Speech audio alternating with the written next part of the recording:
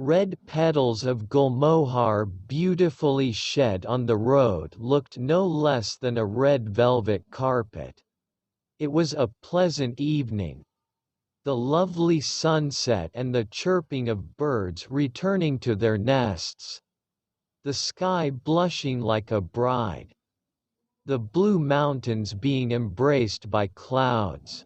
"Radha, you look so pretty today," Sumi remarked, beaming at the blushing girl. "I know this is the effect of love. You and Madhavan are made for each other. By the way, have you talked to your parents?" "No, Sumi. I feel scared to talk to Dad about Madhavan. You know him, he is the strict disciplinarian. They don't seem to be in favor of love marriages. But what about Madhavan's family? His father is also quite a serious type of a person. But Madhavan is very close to his mother."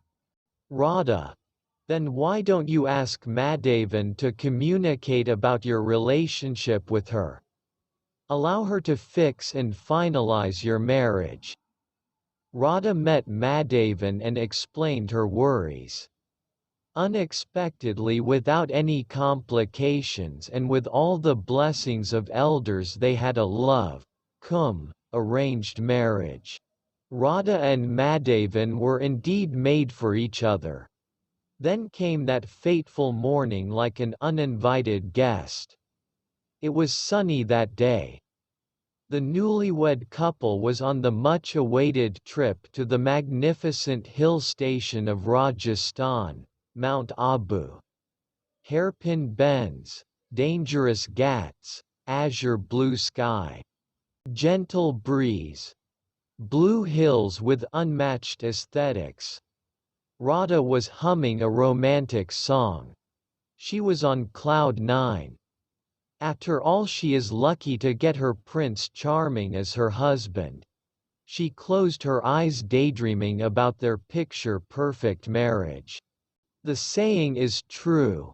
Marriages are made in heaven, she smiled.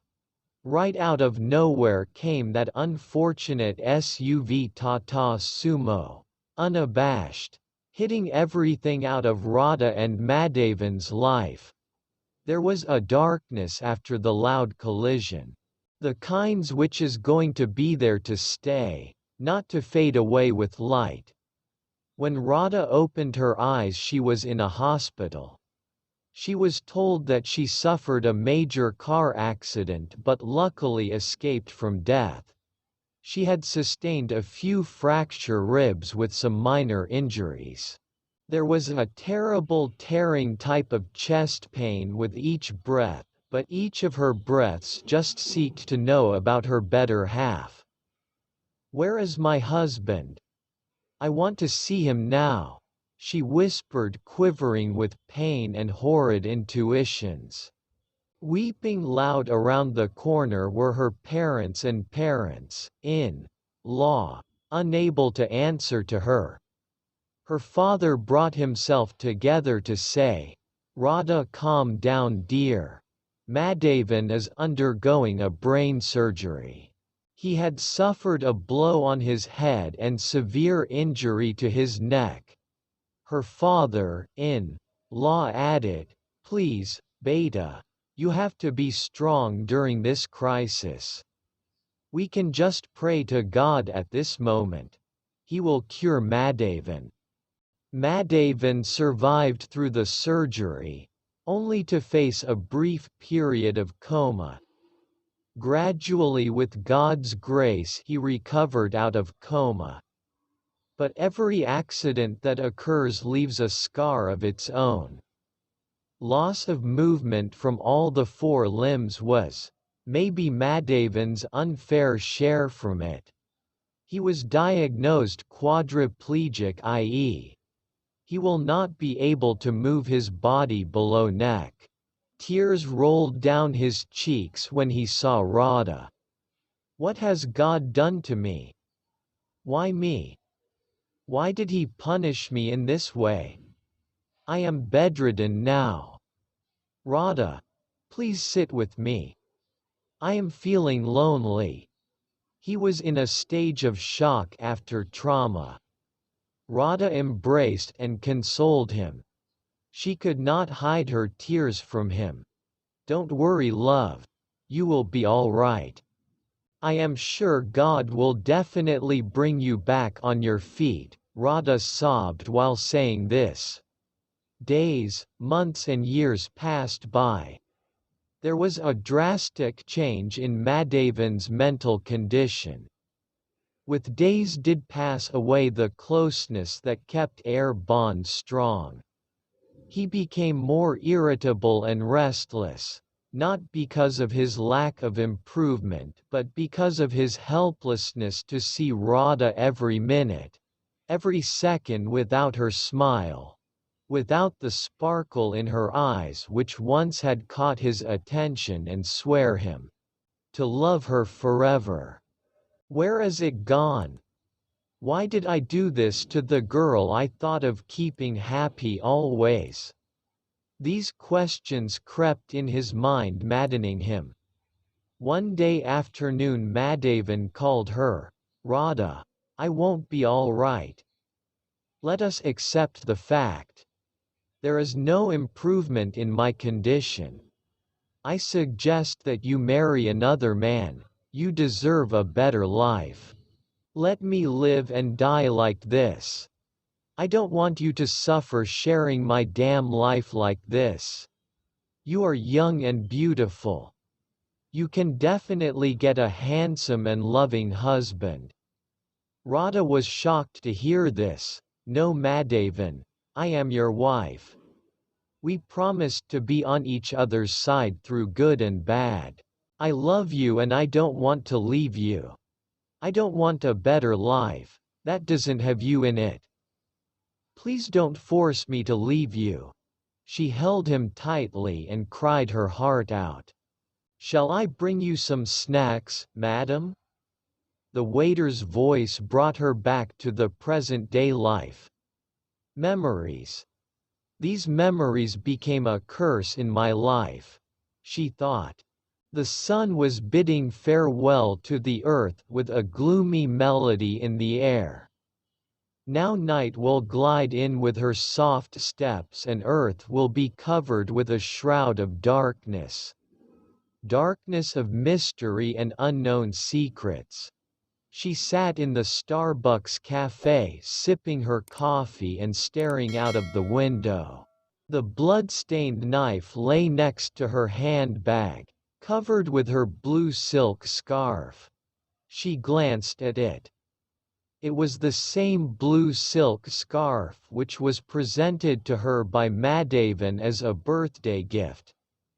Now it is covering the knife which has blood stains. Blood of my dear Madhavan. She shuddered to think that she killed her soulmate. But I had no other choice. Madhavan begged me to kill him. Her subconscious mind whispered to her. That fateful evening, Madhavan was in a strange mood. "Come to me, dear Radha. Please hold me. I want to forget my sorrows. I want to die. I don't want to live like this, my darling. I just want to die. Please do kill me." "What?" Radha had the shock of her life. "What are you saying? Me? Killing you? Are you out of your mind? How can you tell me?" she uttered in disbelief. "Radha, all these years I have been watching the changes of weather lying down on this cot. Summer, then monsoons, then winter, next autumn again summer comes. The cycle of seasons just going on and on. Like my life, which is a never-ending nightmare. So many years passed by, leaving me crippled and helpless. I am a cursed man. Radha, God was cruel to me. Why isn't he giving me death, once and for all? You know, terminal patients can be given deaths. It is called mercy killing. Don't you agree? So please have mercy on me, Radha. Please kill me. Please help me, out of my misery.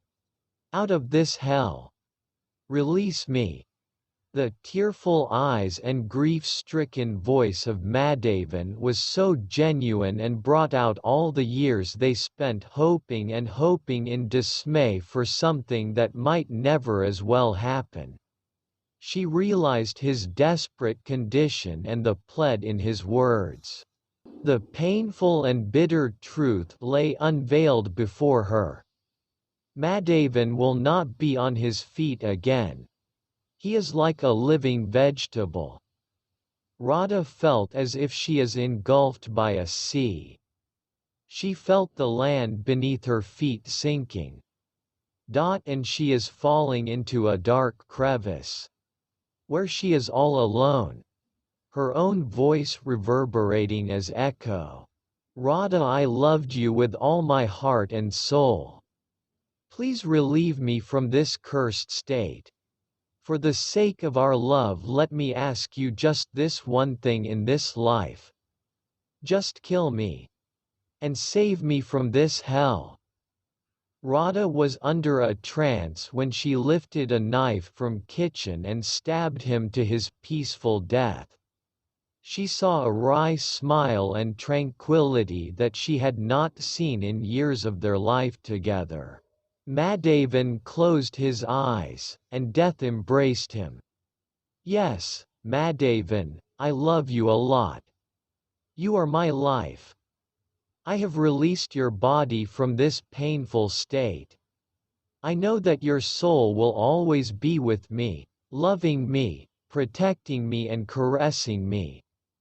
A chilly wisp of air touched her cheeks. Radha felt the feathered touch of his lips, that first ever kiss, on her forehead, reminding her of the eternal love which they had shared. She could feel the fragrance in his soft breath caressing her lips. "Radha, I love you, my sweetheart. You are my angel." She closed her eyes so that she could hear his heartbeats as fresh as ever. Close. So close to her. Like her own heartbeats beating in a rhythm saying, "Love you, love you."